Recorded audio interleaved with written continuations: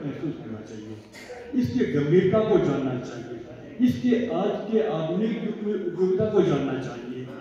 मेरा प्रश्न जो था वो शिव और राम और कृष्ण और इनसे जानने का जान कर मुझे आपको उनसे कोई शिकायत नहीं है, मगर आज 100% बौद्ध हैं, बौद्धों के आचार्य को नहीं जानना ये हमारी कमजोरी है। जिन्हें मैंने नाम लिया वो भारतीय आचार्य हैं वो, और जिन्हें मैंने वो बौद्धों का नाम लिया वो भी भारतीय हैं, वो इसमें कोई दो राय नहीं है।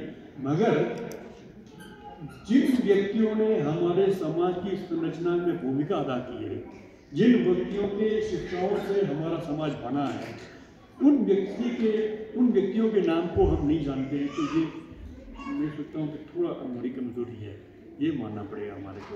इसलिए हमको जानना चाहिए कि बुद्ध कौन थे, उसके बाद अशोक कौन आए, उसके बाद नागार्जुन कौन थे।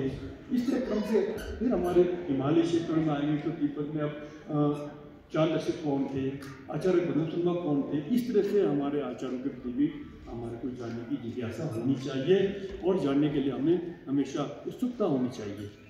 ये थोड़ा सा मैं आपको भूमिका बांधा। अब बोधिसत्व अवतार जो ग्रंथ है, ये ग्रंथ भी भारतीय आचार्य की रचना है। ये भोटी में हम बोलते हैं शिवाला, और संस्कृत में वास्तविक का नाम है वो शांतिदेव। ये कहाँ के थे बोलो, कोई नहीं बोलेंगे। राम कहाँ के थे, तुम बोलेंगे अयोध्या के थे। इससे बुरी बात नहीं, अच्छी बात है। मगर हम जिस चीज़ का आचरण करते हैं, जिस चीज़ से हम शिक्षा लेते हैं, जिस चीज़ को हम गुरुजन से हमेशा सुनते हैं, वो कहाँ के थे पता नहीं। वो गुजरात के थे, गुजरात। ये जो लिखने वाले थे ना, ये क्या गुजरात के, हमारे गांधी गुजरात के थे, आज के प्रधानमंत्री गुजरात के हैं। तो हमको जानना चाहिए कि ये कहाँ के गुजरात के थे, मोटे मोटे तौर पर जानना है। और ये कहाँ रहे, शिक्षा कहाँ की उन्होंने, नालंदा में। नालंदा में वो थोड़ा सा होता जाने गुरु जी बोलेंगे बोलने की हिम्मत नहीं हुई मेरे को। संक्षेप में ये कहता हूँ कि वो उनका 3 काम था, दुष्टवम, सुत्वम, कुत्वम। बुसुकु उनका नाम रखा था वहाँ आचार्यों ने। वो खाते थे, सोते थे और शौच में जाते थे, है ना, खा के निकालते थे।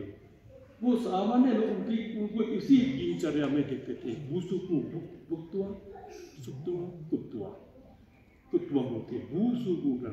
तो सोचा लोगों ने ये तो नालंदा के लिए अच्छी बात नहीं है, बहुत दुर्भाग्य की बात है। खाता है, सोता है और जाकर शौच में जाता है, बाकी काम ही नहीं करता है। तो इस तरह से वो आप सबने सुना होगा, ज़्यादा नहीं कहूँगा। अंत में जाके जब उनको कुछ बोलने की बारी आई तो उन्होंने इस ग्रंथ को बोला। इस ग्रंथ को बोलने के कारण नालंदा के आचार्यों ने उनको उपदेश देने के लिए प्रेरित किया। सोचा था कि ये कुछ नहीं जानते होंगे, सोते खाते हैं और वो शोध में जाते हैं। तो जब उन्होंने इस ग्रंथ का उपदेश दिया तो सब हैरान हुए।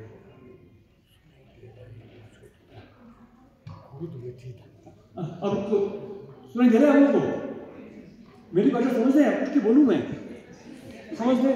मेरा बोलने का मैं लावानी हूँ, मैं भी क्या हूँ, रुचि का तो बोलने को नहीं सुनने में जिल्ला पाता है, मेरे से जिल्ला नहीं आएगा।